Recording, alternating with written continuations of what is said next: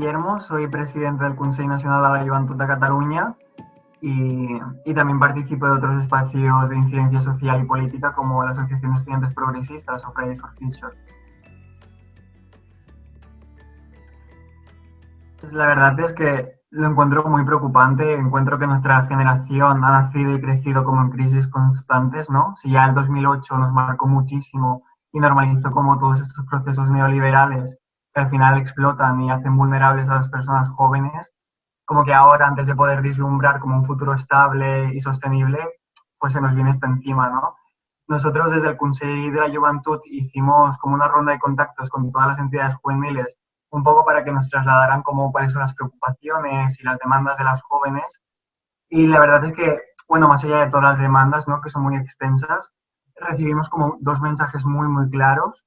Por un lado, recibimos muchísima incertidumbre, ¿no? Una incertidumbre como muy transversal que toca a la educación, a la ocupación, a la vivienda. Y nos llegó como, o sea, nos llegaron desde preguntas como muy concretas, como ¿qué sucede si mi jefe me obliga a tomar vacaciones? ¿O cómo podré pagar mis estudios universitarios si no hay trabajo de temporada? ¿Sabes? Como preguntas como muy específicas, hasta preguntas como mucho más sustanciales que tienen a lo mejor mucha relación con la salud mental, ¿no? Al final hemos sido testigos de que desde que se aplicó el estado de alarma, pero en general siempre vivimos como con políticas muy adultcentristas, ¿no? Políticas que al final hace gente mayor para gente mayor que a lo mejor no tiene en cuenta como a las personas jóvenes y siempre se nos deja como en espacios como muy raros y muy vulnerables, ¿no? Recuerdo, por ejemplo, tengo amigas que, por ejemplo, tenían exámenes el 1 de mayo, mientras a la vez tenían como toda la presión e incertidumbre económica, mientras a la vez tenían como familiares a lo mejor enfermas por la COVID. Quiero decir, como causísticas como muy preocupantes, ¿no? Entonces, eso, dos mensajes muy claros. Por un lado, como toda esta incertidumbre, ¿no?, que nos afecta especialmente a los jóvenes. Y por otro lado, el mensaje de que no queremos volver a la normalidad, ¿no? O sea, el mensaje de las jóvenes de... Porque ahora mucho, o sea, el mensaje de muchas administraciones públicas es tratar de recuperar aquella normalidad y tratar de recuperar los índices económicos y sociales de antes de la COVID.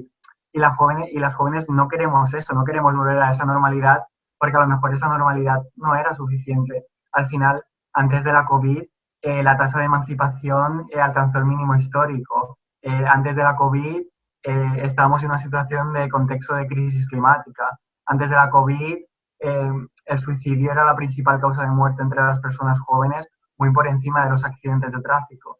En definitiva, queremos trasladar el mensaje que la visión política de nuestras administraciones no debería ser volver al día de antes de la COVID, sino verdaderamente en tomar esto como una oportunidad para cambiar todo aquello que deba ser cambiado.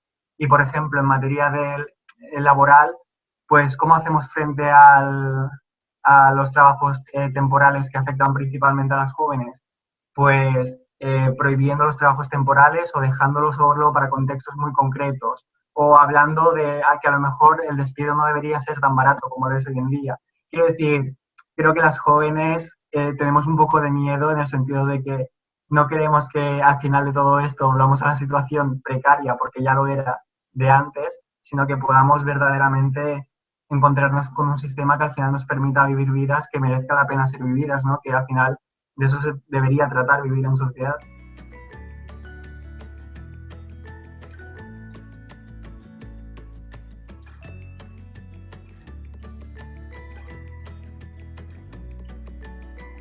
Sí, la verdad es que muchísima preocupación. Al final lo que hemos visto es que desde el contexto de confinamiento las jóvenes hemos sido las primeras en ser expulsadas del mercado laboral, ya que más del 80% de los jóvenes trabajamos en el sector servicios, que ha sido justamente más afectado por el COVID. También como que también tienen mucho que ver con esas causísticas laborales, como por ejemplo los contratos de prácticas, que somos nosotros, como qué pasa con la gente que a lo mejor estaba en periodos de prueba, que al final nos hemos quedado en una situación en la que ahora mismo no estamos percibiendo ningún tipo de ingreso y no existe ningún tipo de ayuda social para con las jóvenes en específico, o que incluso, por ejemplo, en Cataluña existe la Renda Garantía de Ciudadanía y más allá de que no se esté aplicando, de hecho creo que menos de 100 personas la han podido solicitar, pero más allá de eso es que incluso dentro de estas medidas sociales, como que ni siquiera se tiene una perspectiva joven y de hecho uno de los requisitos para pedir esas ayudas es tener más de 23 años. Y entonces al final nos preocupa porque nos encontramos en una situación en la que ya el año pasado el 43% de las jóvenes, solo en Cataluña, y doy datos de Cataluña porque al final es como el sector que conozco más, pero por ejemplo, solo en Cataluña casi la mitad de las jóvenes, es que estamos hablando de casi la mitad de las jóvenes, afirmaba tener dificultades para llegar a final de mes, ¿no? Y en este contexto es probable que esta cifra se vea como mucho más aumentada y de hecho ya se ha empezado a ver reflejada con los informes que han comenzado a salir del Observatorio Catalán de la Juventud.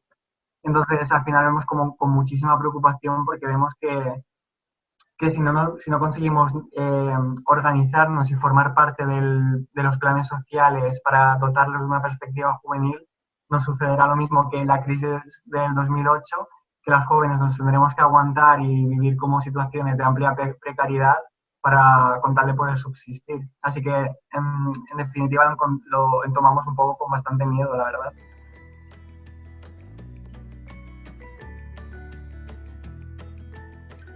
De hecho, cuando tuvimos una reunión con la Dirección General de Juventud aquí en Cataluña, ya nos comunicaron que está habiendo un repunte en las llamadas de gente que a lo mejor ha tenido intenciones de suicidarse, etcétera. Es decir, como que hay una gran preocupación en relación a la salud mental de las jóvenes y por muchísimos ámbitos, ¿eh? Porque, por ejemplo, también se mezcla mucho con las violencias machistas que se viven dentro del ámbito doméstico y que ahora están siendo como muy invisibilizadas.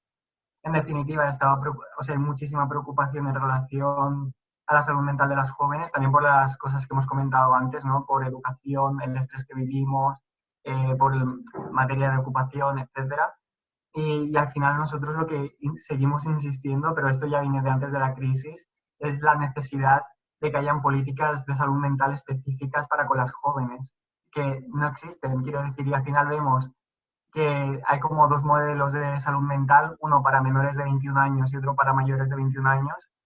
Y esto no debería funcionar así, ya que sabemos que las causísticas de jóvenes, a lo mejor entre 16 y 24, como que son muy complejas y muy distintas, ya que estamos como en fases vitales como muy marcadas, ¿no?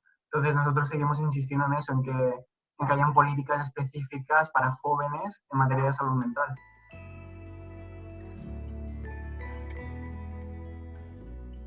Y la respuesta es básicamente sí. Por un lado lo hacemos a través de las plataformas que se erigen a nivel estatal, como el Plan de Choque Social, etcétera. O sea, plataformas que más allá de las instituciones nos permiten como organizarnos en ese sentido, aunque no son específicamente juveniles, son como de todos los sectores, pero nosotros también aportamos nuestra visión. Y por otro lado, sí que también hacemos como mucha incidencia a nivel de comunidades autónomas, ya que las políticas de juventud en específico son competencia de las comunidades autónomas y no estatales.